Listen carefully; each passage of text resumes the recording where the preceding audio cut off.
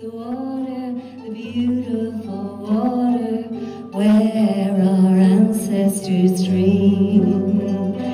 Precious things are more precious when they are. Making Relatives is a collective of water protectors across Ireland and also in North America, Turtle Island.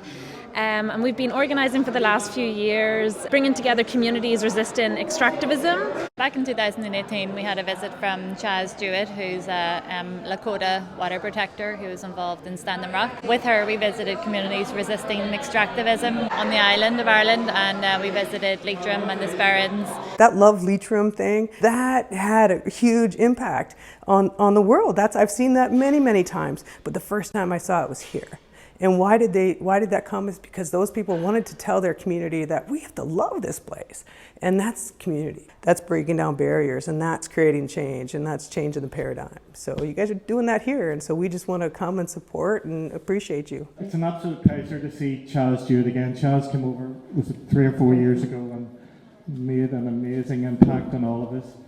And it's just brilliant to make friends with Lois and Jesha as well. It's as if that friendship has been around for a very long time. Well, my trip to Ireland was to rebuild the kinship between our people and know that the fights that they're having is the same fights that we've been through and the same fights that we're still fighting today. We chose the name Making Relatives because we believe that the crises that we're facing are not about technology or about, some kind of scientific solution. It's actually about relationships and how we relate to each other and to the more than human world. So we're interested in building strong relationships as a form of resistance. What happened here today is the like-minded people getting together and creating community. And it takes a long time. This is my 3rd trip here, and that's what it takes. Change happens at the speed of trust. You have to be able to trust people in order to know that they have your back. Well, this is my 3rd time in Ireland. Every time I've been here, it's been an incredibly amazing experience because I feel at home. I feel like your fights are my fights.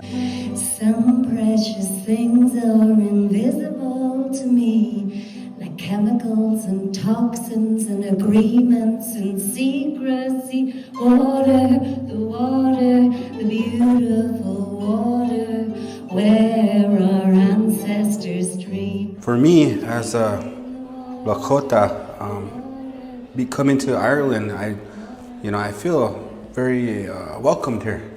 They called us, and then they welcomed us here.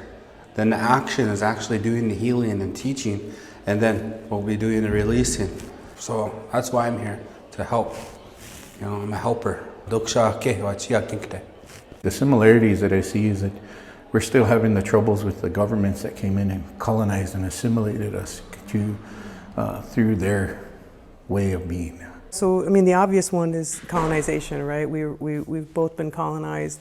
And then the after effects of that, I think, are very similar to both of our communities. We've got a lot of addiction, we've got a lot of violence, we've got a lot of depression and suicide. Those are our everyday reality, and I think that that's something that you guys hold in common here. It's all about making relatives, but it wasn't just about the relatives that we were making with our visitors. It was also about the relatives we were making in our own communities as well.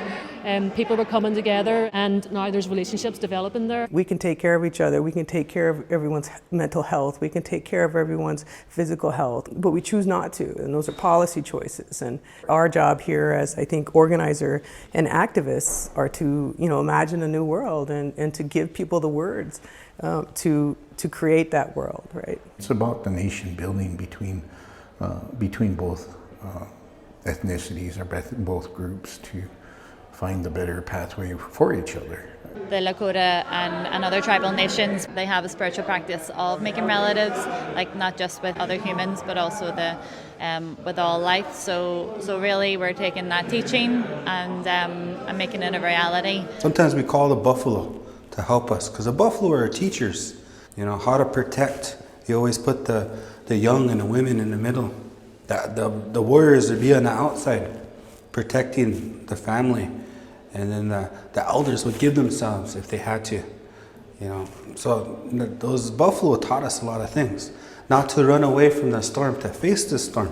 It's not about bringing an old way of life back to the forefront. It's about reaching back to that moral value system that they had before and basically revitalizing it within your people. What I'd like to do is move us to a place where we're back to our original place, which is as caretakers of earth, caretakers of each other. You take care of yourself, I take care of everyone. So then someone doesn't have the need or the drive to take from you. It's because they have. Give wopila. Always give a thank you for everything you have, or it'll get taken away. You know, I always tell my kids that, you know, take care of it, or I'll leave you. What's happening to Mother Earth is she's crying, waiting for us to stand up. You know, because we've looked at the earth for so long as a resource, we don't know how to look at it as a relative. How do we get back to that in this time and age and evolve to the point where we can actually be who we originally are? One of the weapons I use as a teacher is music, you know, and trying to get it to them when they're young, you know, and to the drum, to hear that sacred vibration, and to, you know, give them their Lakota name and to tell them who they are.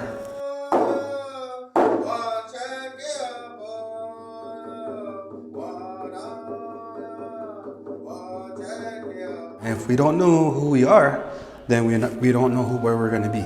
I know a lot of songs for a lot of occasions, but that song I just sang in there was a Wopila song, a song of gratitude, thanking that this is a really big day.